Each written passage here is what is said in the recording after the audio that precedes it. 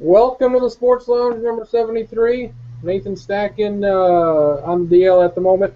It'll be David Schottenkirk, the red screen, Mr. Charlie Hildebrand, Mr. That's a hell of a beard you got going on there, Mr. Traxler, and Travis Kriens here. What's going on in this World Cup? What's the deal?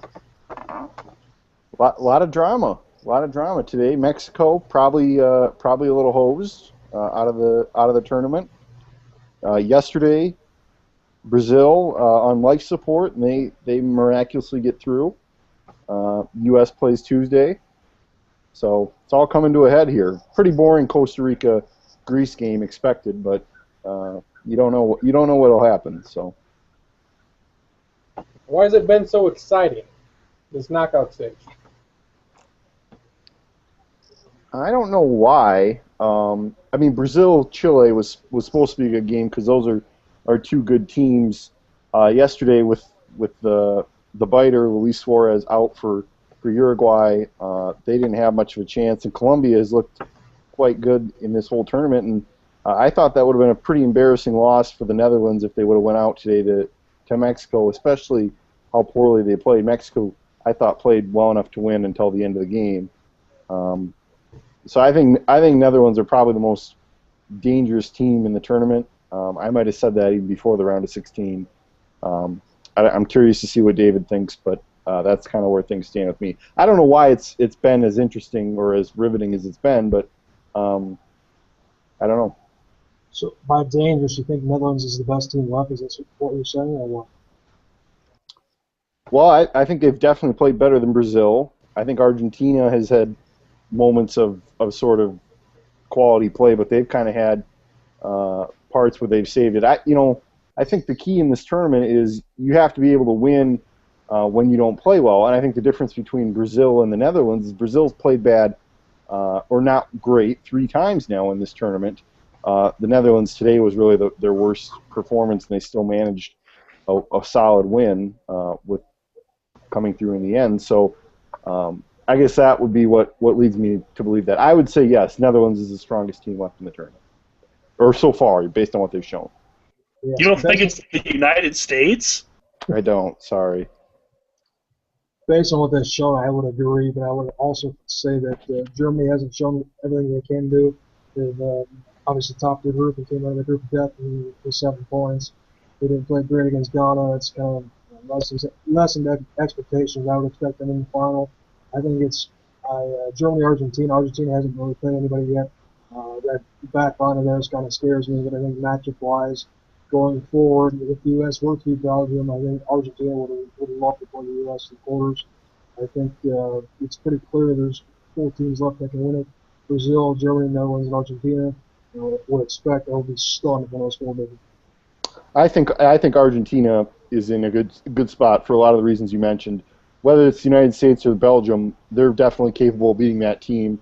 I thought Belgium was the dark horse, the African American horse in this tournament, but they have not played. I mean, they just have not played to standard so far, and I think Argentina is good enough to beat them. I would hope Argentina puts Switzerland away pretty easily, but I have my doubts.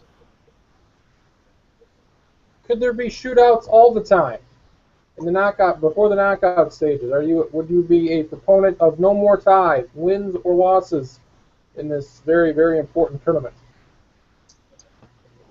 Well, I'm not a fan of the shootout because it's a poor way to decide. Here's it. If you're playing for 90 minutes, then you play an overtime, you play another overtime, and it's still tied, you got to have a winner.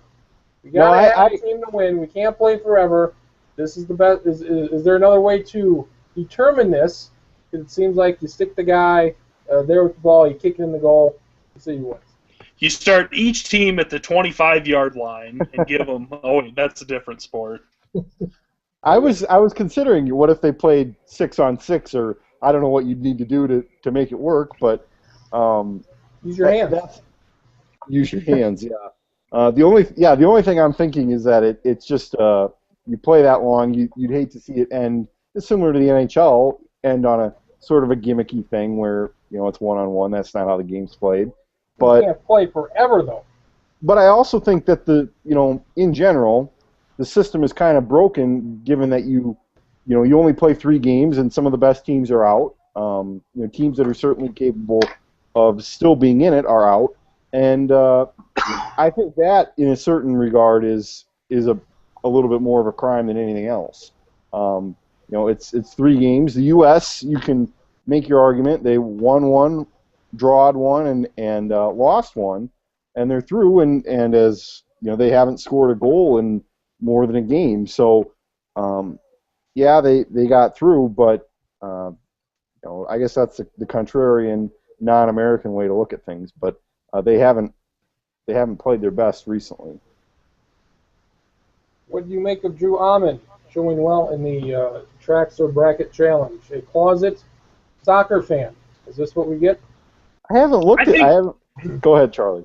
I think we've all secretly suspected that Drew seems like a guy who would absolutely love soccer and not want to admit it. So I think that's what it is. Is he's got jerseys of at least 7 different countries, and he puts them on, and he sits. I don't know if he lives in an apartment or a house. I'm assuming in an apartment.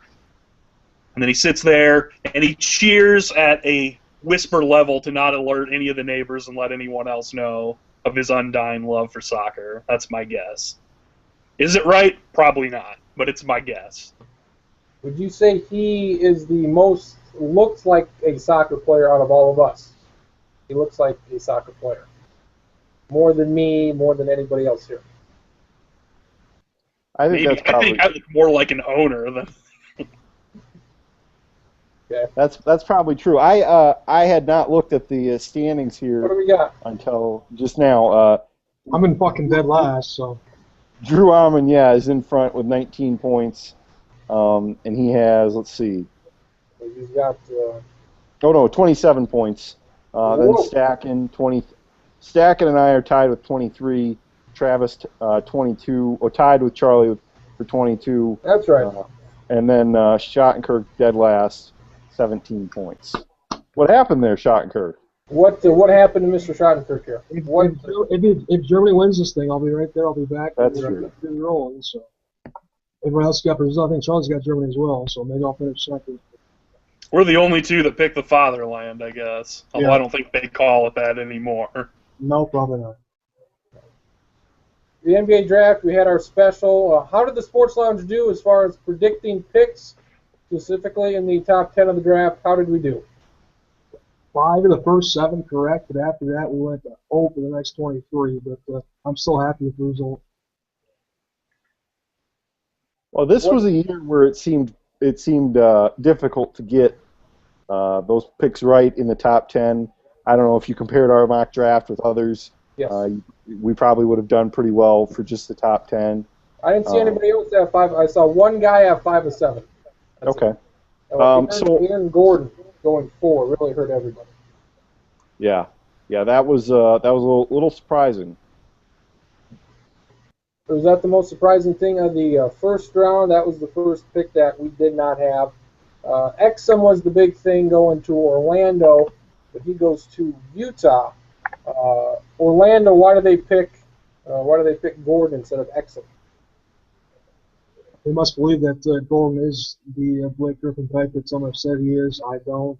The upside is there, but it's going to take him several years to develop his game other than being an athletic freak. They must like that potential with some other pieces they have there. We'll see, but that was kind of a head scratcher for me. Were you surprised the Embiid going 3? Was that surprising to anybody? Because he did not really fall. He did not. I thought there'd be a little bit of a drop, but there obviously must be a feeling that either his back injury isn't that bad, or even if it is that bad, he's a good enough talent where they still want him. They still want to mold him into something. I think we had heard that 6 to 8 weeks he's going to be out, and that was a couple weeks ago. So who knows how long he'll be out? But 4 to 6 months. Oh, 4 to 6 months. Okay, so he's going to miss some time. And I still feel he's a work in progress, but if the talent is undeniable, and that seems to be the case, then I think he's probably worth a gamble. And in the top 5, in this case, number 3 to Philadelphia is interesting, and we'll see how it turns out. Did you assume Philadelphia will pick in the top 3 in next year's draft and get another top pick? And they're really going with the Houston Astros approach here, just really dropping out for a few years and getting some top picks and hoping that they pick some good guys. Noel, we don't know. Embiid, we don't know. They're saying he may not play at all this year. They may be going with that same strategy this year like they did last year. Do you expect this to work out for Philadelphia in 2 or 3 years? I expect Cleveland to have the number 1 pick. Very good. It'll be 50 and 32, and they'll have the number 1 pick. Terrific. What teams did you like? Any picks that you really liked, where you thought, God damn, this team did well? Or any picks that you did not like? The Indiana guy going to Charlotte there at 9, Noah Vonleh, he was the guy that dropped a little bit, so I guess they were thinking, well, you probably weren't expecting this guy to be there, so we'll pick him here. Any team that you did not like what they did? Well, I hate to be all Bill Simmons here, but I did like the Celtics draft. I did like them getting Marcus Smart, who I think will thrive without the pillars of academia at Oklahoma State holding him down. And I think that they came out very well by getting James Young, a guy that I thought would have been good enough for the Timberwolves to take, and he's there at 17 for them. So the Celtics, even if they end up trading some of these pieces at some point, I don't know how many. I mean, how many years have we? I don't know how long we've been rumoring that Rondo would be traded, but maybe at some point that will happen. Who did Minnesota pick? 2 guys that are going to be shit. Whoa. Why do people not like this? Taking Levine there at 13 was puzzling to me. Going into the draft, it's the one guy I didn't want. That was the guy a couple weeks before the draft with the 45-inch vertical or what the hell ever video went viral. People were jizzing themselves and, oh my God, this guy's amazing. He averaged 9 points a game. He started, I think, 1 game in his one season at UCLA. He didn't do anything for me. Yeah, he's an athletic freak, but he is so incredibly raw. The bust potential is massive. And Flip said afterwards, he got asked, well, sometimes you got to swing for the home run. Pretty much insinuating that he knows this is a risky pick. It's like, goddamn, dude. Why? Just take somebody you know is going to be halfway decent. For once in the Wolves' history, take as close to a sure thing as you can, but no. Said to fuck us over one more time. They don't like singles in Minnesota, I guess. They just want to swing for the fences every time. Too much twin small ball makes them love home runs. I would generally agree with David. I think the pick was a little too risky for the situation the Wolves are in. I also don't. I think he's far too raw to really make a difference in the NBA. And if he turns into something, it probably won't be with the Wolves. I'm a little perplexed by your hatred of Glenn Robinson III. I think he'll be a fine player coming off the bench for the Wolves, at least in some regard. He's chubby. That's my biggest. Wow. Jesus. Yeah. If he's not dead in 6 months from now, he had cocaine overdose, the Wolves will have gotten lucky. Are you sure about this? No, but again, a guy that has potential was played at Michigan for 2 years. He was pretty good. I saw quite a bit of him. I'm not convinced that he's going to be a very good pro. Obviously, in the second round, you're going to miss on a lot of guys. A lot of second rounders don't pan out for shit anyways. Are you telling me Levine averaged multiple points a game? Yeah, stunningly enough. He averaged multiple points. He scored multiple points. Yes. More than once. More than one. Whoa. Who should they have picked? Who would you have liked to have seen instead of this Levine character? 2 guys that had going in were Gary Harris was one that I had for him, which would have been nice. He had him going in 19. I think he's going to wind up in Denver after that trade. T.J. Warren that went at 14 would have been another good one. James Young was another guy from Kentucky. James Young's probably 17 of Boston's one of the better picks in the draft. But I've said multiple times and multiple different people leading up to the draft. But the one guy I would hate would be Levine. Guess who they took Levine? Just fuck.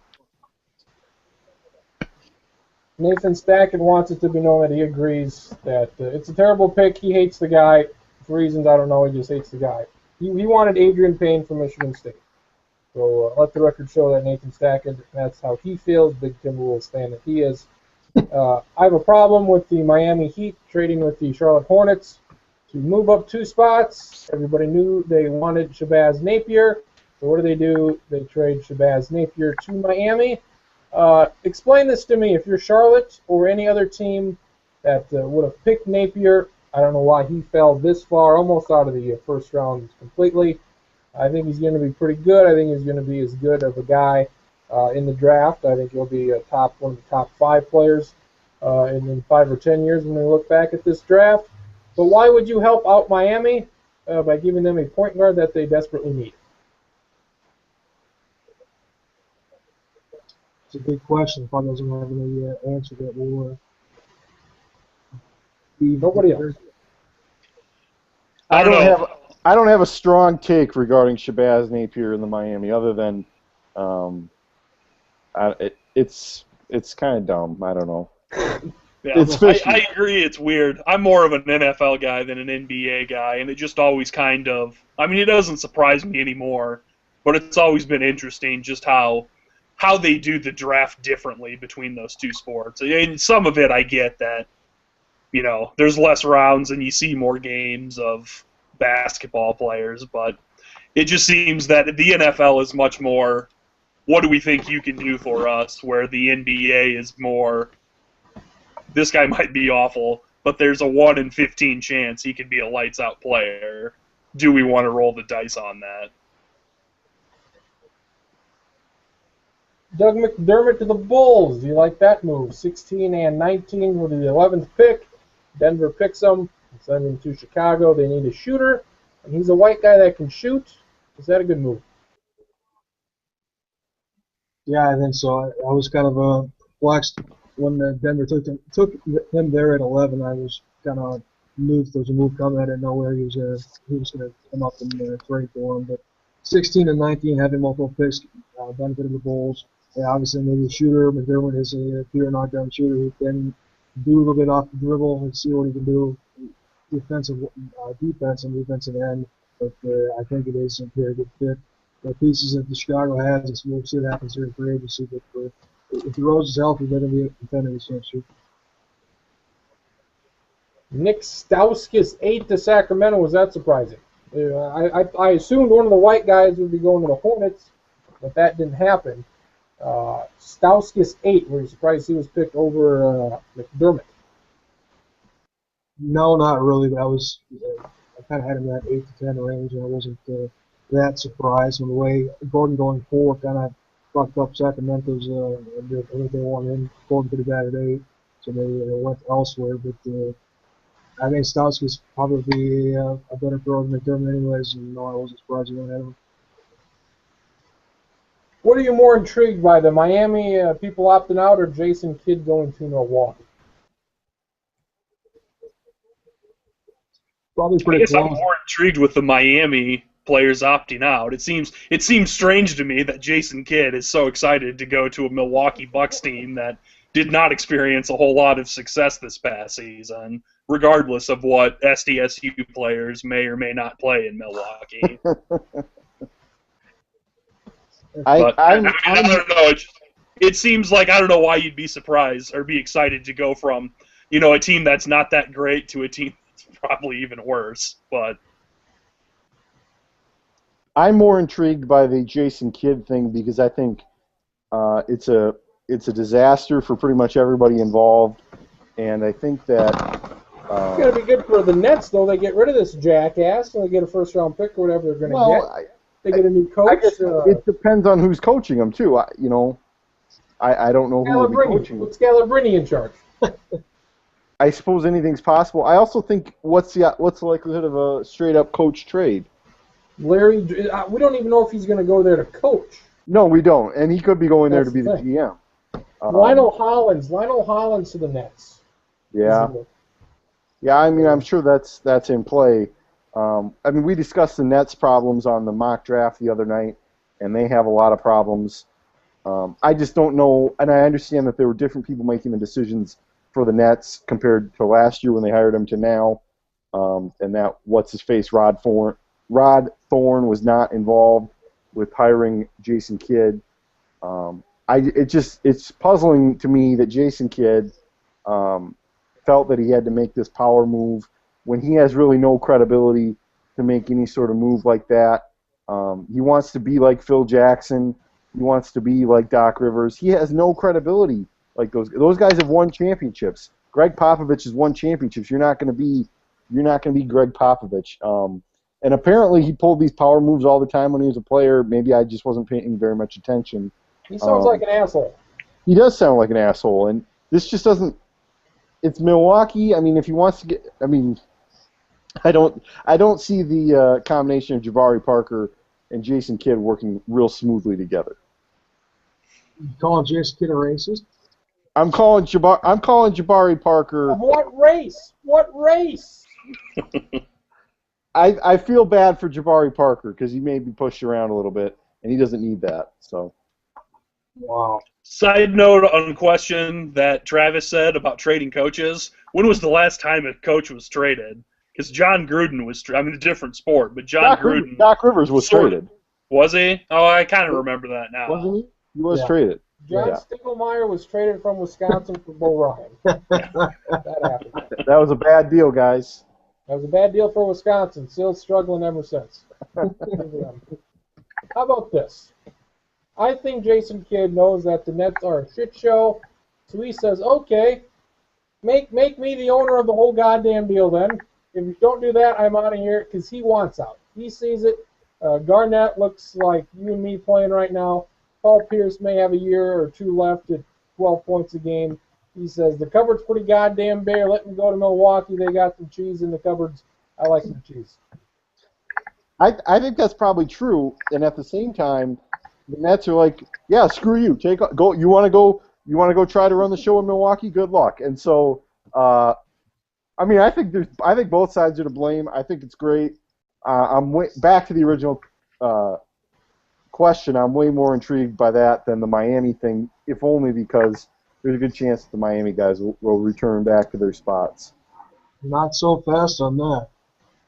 Not so fast. What do we got? Not so fast. The word on the street, which is the word on the bottom line of ESPN, is that the Phoenix Suns want to make a big charge. Well, I like the Suns. Good luck with that. Everybody's coming back. Everybody's coming back. Look at that Suns roster. Honestly, look at it. But it's in the West. You got to stay in the East. If the thing is to win the titles, you got to stay in the East. If you put LeBron and Melo on that team next year, with the young pieces they have, they're a top 3 team in the West, hands down, and they'll have a shot to get a very good shot to get the finals. And there have been stars. Yeah. There have been stars in their 30s that have went west and went to Phoenix in particular and have done well. It's a good spot for your older players that are wanting to settle down afterwards too, having different functionality. Yeah, Miami's not exactly a horrible place to live either, but Goran Dragic is a star. They got money to spend. They have an owner that's willing to spend money. He's been in luxury tax for the last few years. He's going to want to do it. I think, if anything, that might be my most likely if they don't go back to Miami. Over Golden State with Kevin Love. Well, Kevin Love's still a moving piece. We don't know what's going to happen. Flip might be dumb enough to hold on to him and not get anything for him. If Love was in Golden State after draft night, yeah, LeBron probably ended there. It would be a better fit, but Love's not there yet. I would say there are plenty of teams, better options that would be a better team, more talented team than Miami, regardless of what combination of guys go there. If you put LeBron on all these different teams with all these different guys, I think Miami is not at the top of the list. However, they're in the East, and all these other teams that we're mentioning are in the West. And it's very difficult to win out in the West.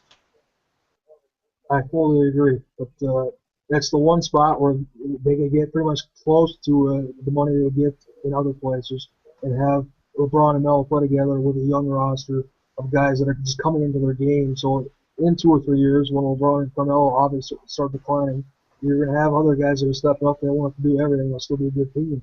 And secretly or not, LeBron and Melo have wanted to play together for several years. And when LeBron, Wade, and Bosh got together, Melo was already close to communicating and realizing that in 3 or 4 years' time, we might have to make a move and go someplace else and come together. Melo and I want to see it. I don't know necessarily think it's going to happen. I think they're probably going to say Miami. All this talk is for nothing. But if that anything happens, I want it to be Phoenix because I think that would be very intriguing pieces they have and those two picks together. I want to see it as well, but I don't think it's going to happen. If that does happen, where does Wade and Bosh go? What happens to them? If Phoenix happens, I think Wade stays in Miami and just finishes out his career. You might get one more. They could get like a Kyle Lowry type, which is rumored anyways already, a decent player. I think Bosh is going to be the odd man out, and I think he's gone regardless. If they bring somebody else in, I think LeBron, Wade, and then maybe a Melo and some other somewhat point guard would come down there. The possibilities are endless. We can sit here for hours talking about it. But if those guys left, I don't see Wade going around. He goes somewhere chasing another ring. He could go to Dallas maybe. Dallas is another team that has a very interesting lot of space. They can do some have some big time moves here. The Cubans are obviously willing to spend some money, but we should this time next week or in 2 weeks we're gonna have a lot more pieces of the puzzles put together. The only thing I'll say about Dallas is that they've been in a position to make moves before and they haven't really. Aside from Dwight Howard, where I think they tried the hardest for Dwight Howard and didn't get him. They were in on LeBron the first time, and I would say we're not a finalist, if you will. So that would be my only knock on Dallas is that they've been in this situation before, and they haven't been able to pull anything off. They've never had this much money. They have money to bring in 2 guys right now that are pretty close to max level deals. They had one LeBron was the first time they had room to bring him in and nobody else. They're gonna bring in 1 or 2 guys that are big names. Chris Bosh's potential. He born in Dallas, be going home, finish out his career. That's very distinct possibilities. Put him in Dirk and the other pieces they have, Tyson Chandler. That'd be a very formidable team right there. Bring in a point guard. You're good to go. You're gonna be a top 4 team in the West. What happens with Dallas and Houston if they don't sign any of these big names, which I expect them to do? I don't expect anybody to go there of the top 2 or 3 guys. They miss out. They got a lot of money to spend. Do they overspend on a guy, or who do they bring in? Or who do they just eat some of the money and say let's go after Durant in a year or 2, or wait to make a trade of some sort? What do they do?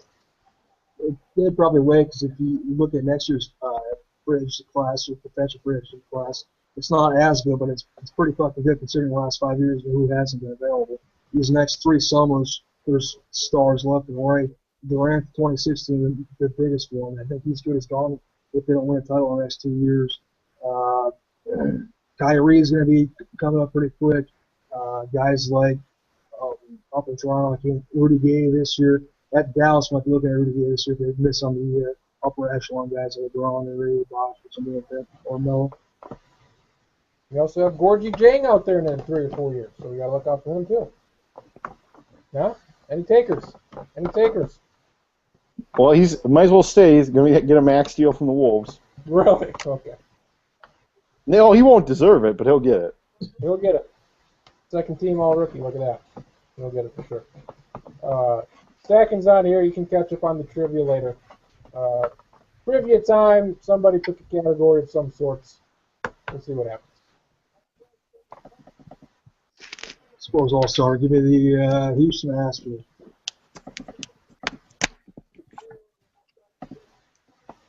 When's the last time they finished over 500? Fuck. Boy. Well, It wasn't last year. no. Wasn't the year before that either. I'm going to say 2009. 2006. Shit. Damn near 10 years. Charlie Hildebrand. I don't remember who's been taken already. Have the Boston Red Sox been done? Nope. I'll do the Boston Red Sox. They have two pitchers that are tied with 192 wins all time for the Boston Red Sox. I need one of the two pitchers. Roger Clemens. Yes. Very good. Would you like to take a stab at the other one?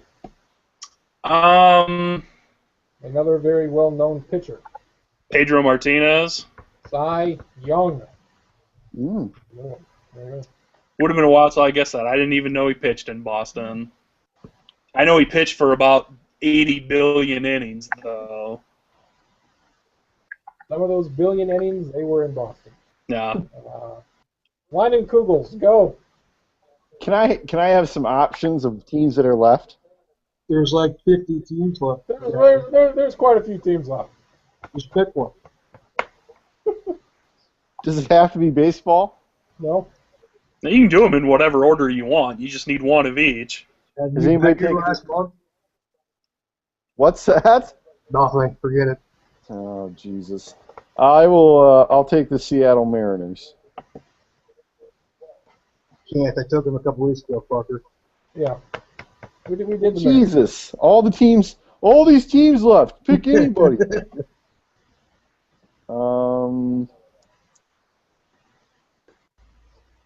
How about? Has anybody taken the Cubs? Nope. Okay. When did they play their first night game at home? Shit. 1985. 1988. Shit. Very close. They played the Cincinnati Reds, though, I think. I think so. Sounds Yep. right. David Jottenkirk. Let's go with the Washington Wizards.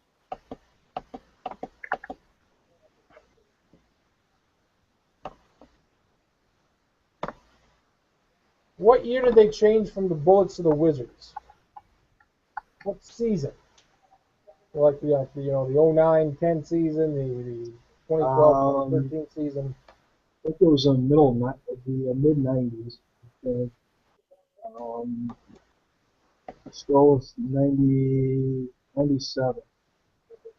Yes. 97-98 season. Mr. Hildebrand, basketball or football? Have the Oklahoma City Thunder been taken yet? No, they have not. I will do the Thunder. This is a tough one. Well, so be it. I'll swing for the fences. Adam Dunn style. Their current head coach is Scott Brooks. He's coached every game in the history of the franchise except for the first 13. Who was the coach for the first 13 games when they were known as the Thunder, and they fired this guy after the 13 games? I don't have a clue who it is, so I'll just take a guy who I know's been fired from a couple places and guess it was Lawrence Frank. Any other guesses out there? That was actually going to be my.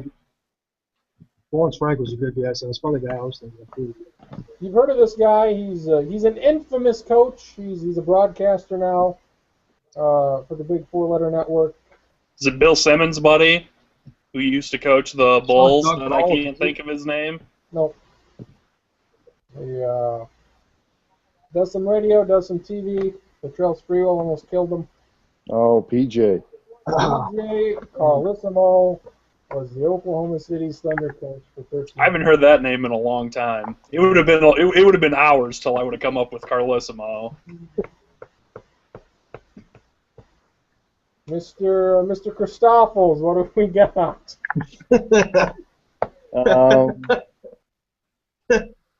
What are you laughing about, you dumb shit? Just harking back on our mock draft and explain to us what the family relations are. That was all time shit there. Um, Oh, goodness.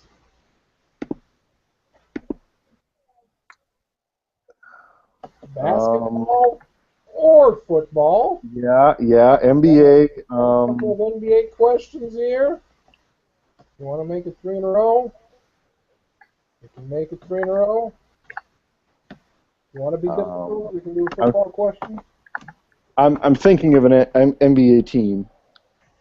You've worked for most of them, so. I have not. I don't believe that. No, never mind. I was going to pick someone who hasn't been picked, but I think actually I picked them, so never mind. I think the Phoenix Suns are out there. I will. Anybody done the Houston Rockets? Don't think so. Yeah, what the hell? Why not? Nope. Before they moved to Houston, they were in this city for the first 4 seasons. It's not Galveston. Not Galveston, huh? Or Brownsville. Come on, think about it. Were they still the Rockets? Yes. Think about it. Oh. First 4 years of the franchise were not in Houston. They were in this city. Come on, Drexler, you got this. I'm not gonna get it. You tap. I'm gonna say San Diego. You know what the answer was? I guess. Why were they the Rockets in San Diego? Because of the space station in Florida. That's why. Yeah, my guess would have been Cape Cod, and I would have not been right. My guess was like Huntsville. Huntsville. They're big It's in Los Alamos. The censors bleeped out the first part of that, so I don't know if that's allowed to be said on the sports lounge there. Huntsville. Football. One football question apiece. Let's go. Anything with Seahawks? Nope. Okay. Their first season was 1976. Mm-hmm. What division did they play in?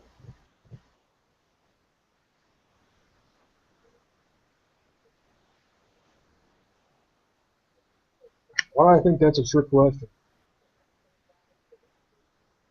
They went to the AFC. They were in the AFC for a long time. Did they start in the NFC West and move back, or what? I'll go NFC West. I believe it's the NFC West, yes. They started in the NFC West. They played there for 1 year. Yeah.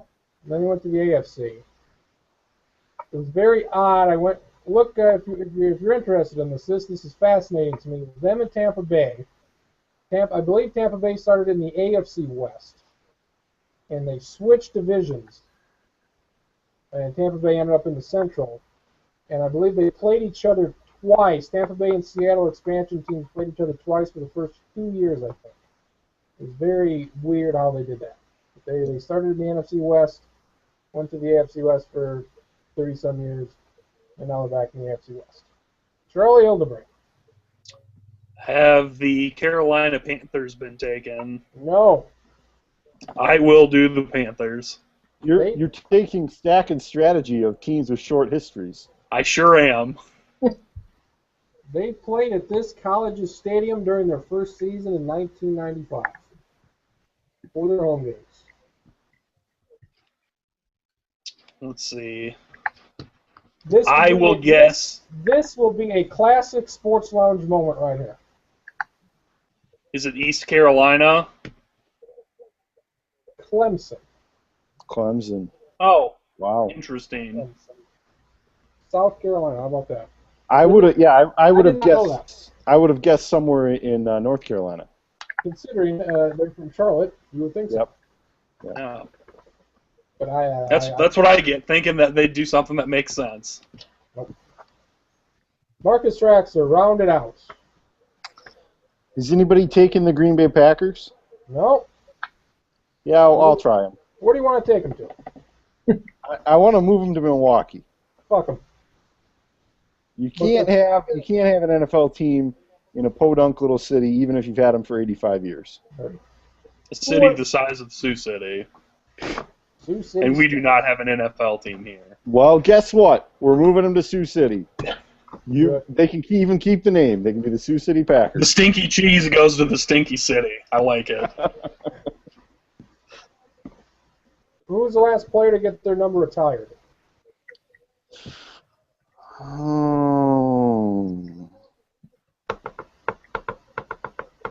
The answer is not Jackie Robinson. Well, I know it's not Brett Favre, because that hasn't happened yet. Really? Not Brett Favre. Not Brett Favre. You didn't hear the news today, then, I guess.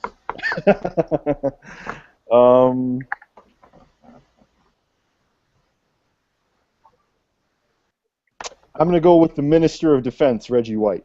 Reggie White is correct. Very good. Very good. So Stacking, when he joins, we'll just do 3 in a row with him, so with all the pressure and all the everybody's watching him, so that'll be fun when he gets back. And Amon, DFA, he's out. You're done. You're done, Amon. You're finished. As long as we're on the football, the big news of the week was that Mike Carey, the black official that explains things very well. That's how he's known. The black official will be joining CBS to be there in studio guy or at the games explaining the calls that we don't understand. But he's only 65 and he looks like he's 12. This is quite the phenomenon. I knew this a couple years ago. I'm very stunned by this. Black people age better than white people. This is known worldwide. But still, this guy is goddamn ridiculous, isn't it? Yeah, to me the biggest news was when you said he was 65, and I would have guessed he was like 40. And if you would have said he was 38, I would have been like, you know what? I buy that, and I wouldn't have been the least bit surprised. And he's been doing this for 25 years. You can almost double his age of that. Not quite, but sort of. And yeah, so I guess he's done a good job of taking care of himself. Is there anybody else you can think of that there's such a dramatic... I would love to go out in the streets, have a current picture of the guy, that picture with him and Roger Goodell, and say, okay, how old is the black guy in this photo? I'm going to take that one step further and say you go to non-sports people who don't know anything. And what was this gentleman's name again? Mike Carey. Okay, so you take Mike Carey and Greg Oden and ask people on the street which one they think's older. That's funny. This will happen someday. This will happen someday. Anybody else you can think of where this is such a dramatic? We're probably going to be at least 20 years off on their age. Well, here's what I think is interesting. Greg Oden on that list there. Ed Hockley, also very fit, strong. Close to the 60. Close to the same age. Reasonably. But you probably guess he'd be 50 something. Yeah, he's 63, and yeah, you'd guess that he'd be late 50s. I'm guessing, which makes it interesting that they're so close in age, and people would probably get Mike Carey's age wrong quite a bit. Twins in the midst here of a 2-2 tie late in Texas, try to snap their 29-game losing streak here. They needed an infielder, so they called up this Polanco character from Single A. He'll be sent down probably tomorrow. Done well in limited action. Really, looking at the 40-man, he was the only guy they could have called up. What state is this 40-man roster where this is the only guy there? First off, why is he on the 40-man roster? And second off, what state are we in for a Twins team where this is the guy? A team that it's very difficult for them to call guys up, but to call a guy up from Single A, I would say everybody was pretty shocked.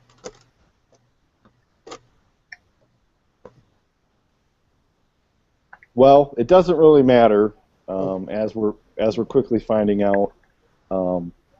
I think I was actually listening to noted Twin Cities radio host Dan Barrero this morning. And he had a good point. I think he used his philosophy last year that he wasn't going to sweat who the Twins were bringing up, who should be sent up, who should be sent down, I would tend to agree with that. It doesn't matter. It's not going to change the outcome of the season. This is probably they're basically in the same position they were in last year, record-wise. So I'm not going to worry about it. Bring up whoever you want. Send down whoever you want. It's not going to matter. Home run derby bracket, is that a good idea? No. Why do they do this? I don't know.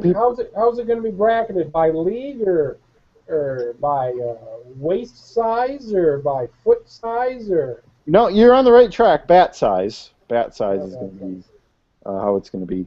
No, I think there's 5 people per side or 4, and whoever has the top title or top point total, they get a bye, and it's very dumb. What happens to the other 7? They fight it out. They punch each other in the face. No, for each league there's okay. Yeah, there's a bracket.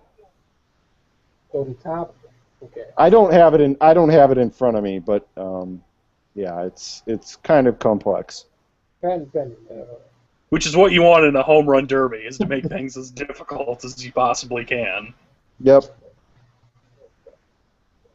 Any interest in like a hitters type derby where it's like an NBA Jam situation? Well, if you hit it down the left field line, that's 10 points. If you hit it center field, that's 5. If you pull the ball, that's 3. So you're saying to basically play the mini game from MVP Baseball 2005? If you hit Chris Berman, you win the whole damn thing. With the tractors going around, and if you hit those, you get 1,000 points. I love that part. And there were little ramps, and depending which ramps were active, the ball would shoot off of them. Yep. I would love. I mean, now granted, it would be much more difficult to put this together than a home run derby, but I would be. I don't want to say like a little kid on Christmas Day, but at least like a 15-year-old on Christmas Day, where you're excited that you don't have to go to school and you get the day off and you still get sort of neat stuff. I think they should do that. Tim Lincecum apparently hit a no-hitter. I didn't, or pitched a no-hitter. I didn't see it, but apparently this happened. However, I want to make note of the Braves single-A team. They no-hit the Royal single-A team in back-to-back games on Friday and Saturday. The Lynchburg Hillcats beat the Wilmington Blue Rocks, and they no-hit them in back-to-back games. Impressive. I can't ever remember this happening ever in life. A team getting no-hit 2 games in a row? Yeah. I don't think that has happened before. Same team. Quite impressive. Do it in the big leagues, then we'll have something to talk about. Do it. Call them up, Twins. Call them up. I could be wrong, but I seem to remember something with, I'm thinking it was like the Braves, where there was like one game they got no hit, and then either the next game, or maybe there was one game in between, like they had 4 or 5 hits, but had like 17 strikeouts. So not the same, but 2 equally inept batting games. Very poor. Very poor. Very, very poor. Poor swinging the bat and hitting the ball. Something that's near and dear to Leidenkugel's heart is that apparently the police arrested Aqib Talib's brother. It was reported that it was Aqib Talib that was arrested when in fact it was not. It was his brother, Bill Talib. This reminds me of Hobo Day 2013 when Larry Traxler was arrested, but in fact it was actually Marcus Traxler, and it was reported in the Collegian. You can go back to November 12th issue. This was a big to-do about on the lounge. Does this harken back old memories? Roll the tape. It was in the paper. We didn't get video of it because Stacking, his goddamn hand was in the way. So it was like that. I think this is some revisionist history because I don't remember it going that way. So you were arrested, but it was actually Larry that was. No, it was reported that I was arrested, but it was actually Larry. I was never actually arrested. No. He was, though. He was. Larry was arrested, yeah. We haven't seen him since, that's why. Well, we've talked to him. He calls in from jail. He's doing hard time. He's doing hard time. That's what you get for going in on hobo days without paying the cover charge at the bars. They get upset. He barged right through the door. Well, actually, the doorway, because there was a guy, in the doorway, and he just went through like the windowed area. Right, it was actually at Cubby's, and you know how there's the window kind of in the doorway. And rather than turning and going through the door and paying whatever the cover was that night, $7 or $10, God knows what, just right through the window, and then on a wild foot chase through the alleys of Brookings, it was bad. I'll never forget. Yep. Something I want to touch on too: the people that dumped the cold water on the guy for God knows what reason, some charity reason. First, it started, you run into the lake or the river when it's cold as hell, or you gotta donate your life's earnings to charity. So they do that, whatever. So I got people dumping. I have to say I do have a problem with that first part, because when it was popular, it was like March or April. It wasn't December or January. It's still fucking cold, dude. No. No, it's not that. Oh well, that's. You go run in the lake in March and tell me how cold it is. Trust me, it's fucking cold. I sense there's a difference though. Well, see, the thing is, if you do it in December or January, that's called ice, so you can't. Yeah. So you can. That's why though, when you have the polar plunge that the Special Olympics raises money through, they fill a big bin with ice and water. Nobody's running into a lake like a goddamn idiot. Well, these people are, and I don't. Well, what has happened to people? I don't like this. Also, you get the buckets and you dump the cold water on them. What sense does this make? What goddamn sense is this? Can't we come up with something better than this, for Christ's sake? Because we all know the best way to raise money for charity is to torture somebody else. You can do your best waterboarding impressions, but goddamn, if you're not Scott Nagy and you're not donating the shoes, don't come at me. Don't come at me with this. This is garbage. If you do it, it's trash. I don't like it. That's not waterboarding. We'll bring in some people from Guantanamo and we'll show you some waterboarding. That's the new Sports Lounge charity drive. We waterboard people with lemonade after putting cuts on their faces to raise money and awareness for cancer. If you'd like to be waterboarded, get a hold of us. Get a hold of us. We'll make that happen.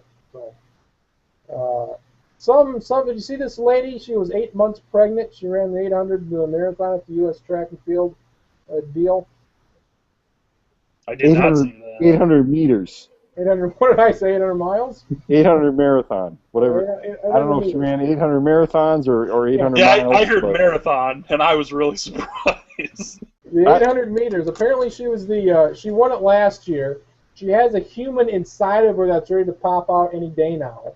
She's 8 months pregnant. She did not win. Can this be good for you? I don't think this can be good, can it? I can't imagine it being a good thing. I'm not a doctor, and I don't know many doctors, but I'm guessing that she went against doctors' orders to do that. What does Dr. Hildebrand have to say on this? I don't know. I can call him and get back to you later on it, but I can go ahead and say that I think it's probably safe to say that it's not the ideal circumstances. No. Hornets court, they unveiled it. It's the teal, it's the purple. How big of a fan are you of the teal and the purple? I like it. I'm actually more of a fan of the old honeycomb design on the court. I would hope that would come back at some point. I like it. Is. I mean, that's on the court. Is that on the court? Yeah, in the wood, Okay, in the wood. Stained. Good. On the entire court. Good. Pull up a photo. You check it out. I missed that. You were too ensconced in the purple and the teal, which is fine, because I also like the purple and the teal. Let's see what we got here. I'm such a fan of the purple and the teal. We've got the purple Tootsie Rolls. I can't tell what the purple. Are you going to be in a parade soon? No, it's my own personal staff. Parades. Oh my goodness. Then we've got the Teal. I've never seen anybody buy those for their own home consumption. Who They're in the only hell bought. would? They're only purchased for a parade. Throwing them in a parade so that 80% of them can be picked up and never eaten, and the other 20% can be left in the road. Pick them up, guys. Come on. Pick them up. I'm not You know why getting people don't buy them? What's that? You know why people don't buy them? Why is that? Because they can't find them, that's why. Well, I think I challenge you to find flavored Tootsie Rolls at your Mitchell or whatever the hell. Challenge accepted. I'll do it. I think they must sell, or yeah, at least used to sell them in Sioux City, because we used to get them for Halloween all the time. You'd get... The banks have a monopoly on them, that's how. The goddamn banks. Instead of the water challenge, we do the flavored Tootsie Roll challenge. We're going to have a Tootsie Roll potluck in St. Cloud. Boom. Let's do it. During our lemonade waterboarding charity drive. That's right. That time of the year again. You know, after you simulate drowning, the best way to get over it is to pet a puppy and eat a flavored Tootsie Roll. What flavor are you going after? I'll be boring and big chocolate, I guess. No. I will say that my favorite kind of Tootsie Roll is the vanilla ones. What? Big fan of vanilla. I'm eating the Hornets right now. I'm eating the Hornets. Jeez, take it easy. There's children out there watching this. No, we have 0 viewers at the moment. We got none. I don't remember. Do they have cherry ones? They got any goddamn thing you want. Yeah. Strawberry. Cherry's probably my favorite. I know they have watermelon. I don't remember seeing watermelon, but it's been a long time since I've gone trick-or-treating. It's been at least 3 or 4 years. You all go to a 4th of July parade on Friday and you get as many as you want. Are you going trick-or-treating on 4th of July? No, you don't. Okay, how about this for a hypothetical, Hildenbrand? Let's say you're a crappy team like the Raiders or Jacksonville. How many first-round picks would you have to offer the Colts for Andrew Luck or whatever the next big quarterback is? How many first-round picks would you have to offer for you to say, okay, here is Andrew Luck? So if I'm the Colts, how many would I be willing, or how many do I require before I'm willing to give up the best thing we have going for us for the next decade? Or is there a number? I think, off the top of my head, I mean, it'd be tough. You'd probably need to get at least 1 or 2 players still, because if you're losing a guy that good, you're going to want to, I mean, and you don't need an all-pro or a Pro Bowl guy, but you're going to want maybe someone who's at least a solid starter. I would think the number would probably have to be at least 4, and that would have to be over, at the least, over a 3-year period and probably over, a 2-year period. You get 4 first-round picks in 2 years. I'm not saying they would turn that down. That'd be really, really tough to turn down, though. Here's the problem with the NFL and the NFL draft, is that with Andrew Luck, he's one of the 5 best quarterbacks in the league. He's not top 5 yet. Soon to be. He will be quite soon. Once these other guys start retiring. If I'm the Colts, I'm going to treat him like he's a top 5 quarterback. And the problem with the draft is that there's not a lottery. There's no way to guarantee that whatever team I'm giving him, because if I'm giving him Andrew Luck, they're probably going to be picking in the 20s or in the 30s. At the worst, in the teens, they're probably not going to be. They're not going to be picking in the top 10. So, how many picks do I need from them, even if they're late first round, to recoup Andrew Luck? I mean, in your situation, 4 draft picks over 2 years, that would help. But how about your entire draft for 2 years? Yeah, if you gave me even the whole, probably for 2 years, for one player, that'd be certainly enough for me. That'd be tough to turn down too. Like what the who was it? Was it the Redskins that traded with the Saints? Yep. But the Saints gave away every pick except the one to get Williams. And no one ever talks about how the Redskins should have built like the dynasty of the mid-2000s and couldn't do it with all those draft picks. They made the playoffs once. They won a game.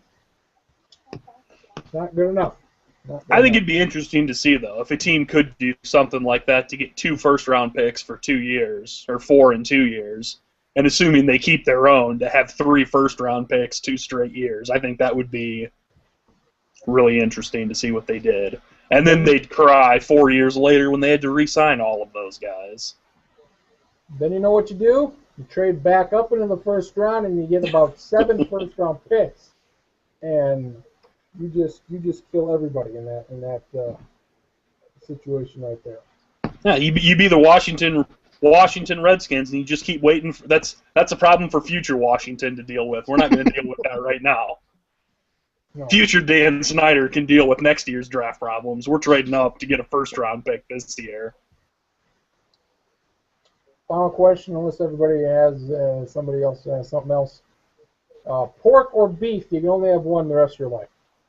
Dairy products not included. I would say, even though I love a good steak, I would say pork if I had to choose. Little bit leaner, I would say, over the course of if you had to eat it for the rest of your life. Plus, you get bacon, you get ham. Pork, I love a good pork loin. Tough. I think I'd go with beef, though, just because ham doesn't do a lot for me. And that way I can have both a steak and I can have hamburgers. I can have pork burgers. Have you ever had a pork burger? I don't think I have. And they might be delicious. I don't think I've ever had one, though. They're quite good, yeah. David Schottenkirk, enlighten me. I was going to say beef, but I think Marcus convinced me that the ham and the bacon aspect, I'll take pork begrudgingly. A full sweep for the pork. Very interesting. Either way, they're both good answers.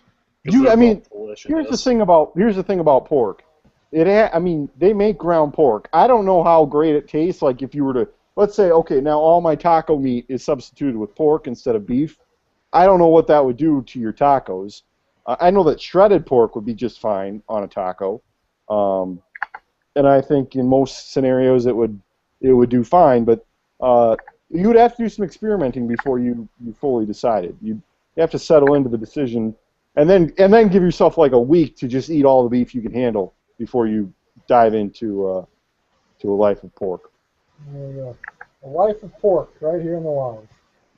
July 4th coming up. This is Friday's the big 4th of July, and then after that's the 5th, and so on and so forth. If you were to do the hot dog deal, how many? 12 minutes they do? How many could you put down? I remember the Fridge did it once, and he only had like 4, and I know I could definitely beat the Fridge. There's no way I could do the 40 or 50. Because there's no way I'm dipping a hot dog bun in water and mashing that into my mouth. I think I could probably do about 10 or 15. I don't know if I could do more. I don't think I'd want to do any more than that. I was going to... Charlie stole the words right out of my mouth.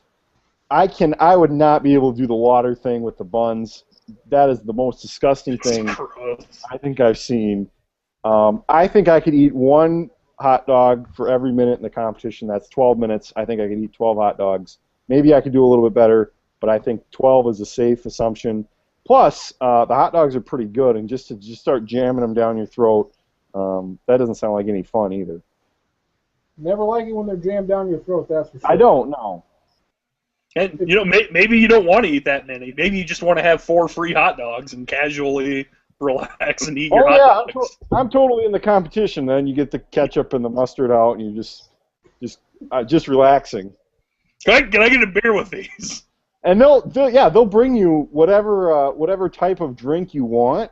I mean, most people pick water because they're going to put it in, but I think the rules allow you to have whatever you want alongside. They'll have it there for you. It's like, oh yeah, give me a couple sodas, and yeah, we'll be good to go. And maybe instead of a beer, you go with a Long Island iced tea. Then. Yeah, and I'm just enjoying 4th of July on Coney Island, just having my hot dogs. Gonna go ride the roller coaster later. What is, I think I've asked this before, but if you had to eat something for a contest, what would it be?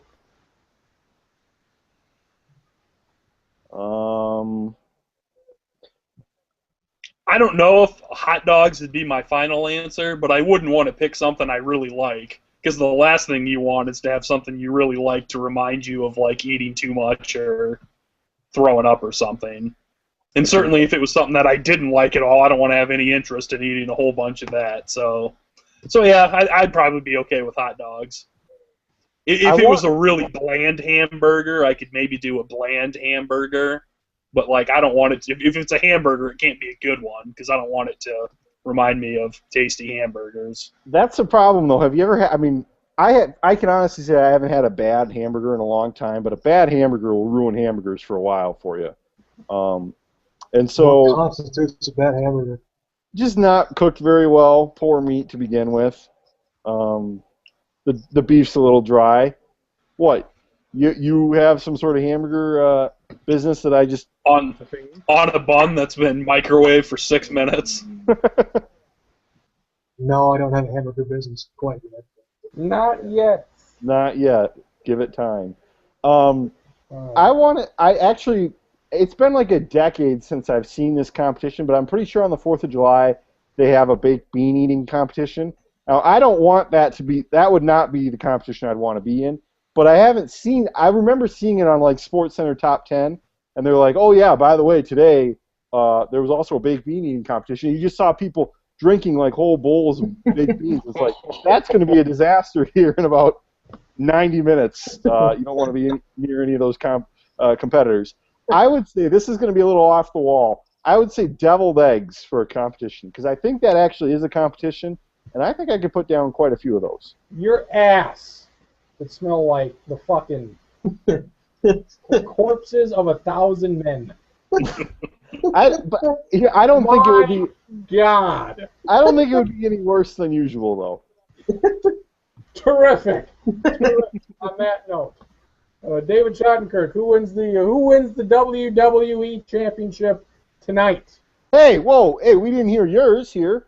Yogurt. No, come on. Raspberry yogurt. Schottenkirk. That's a going with dairy product. I'll eat a bunch of eggs, bunch of fried eggs. I go eggs, not deviled eggs, normal eggs, hard-boiled eggs, over easy eggs, scrambled eggs, oranges. I like oranges, peaches. I could do peaches. Grapes.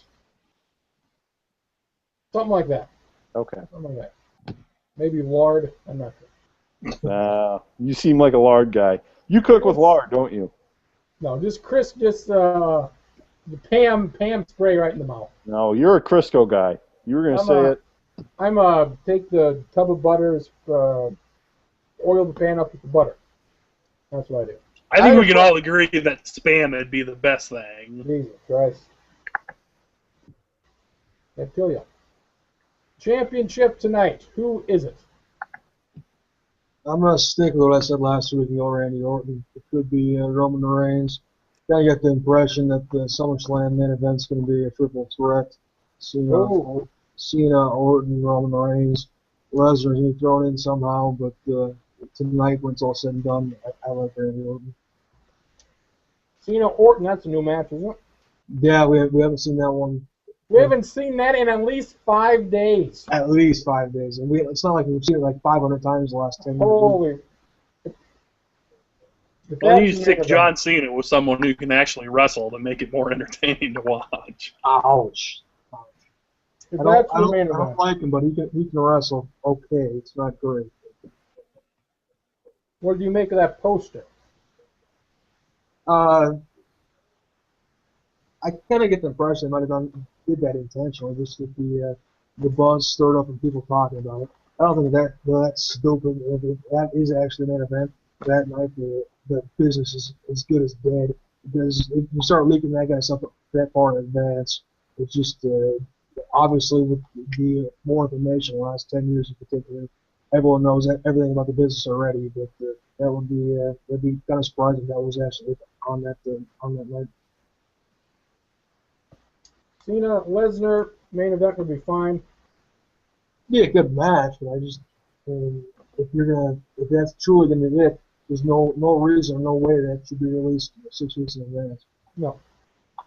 If Lesnar's going to win the title, Cena's really the only guy he could beat for it or should beat. It doesn't really make sense.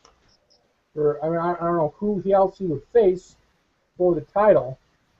And Last that would year, make sense.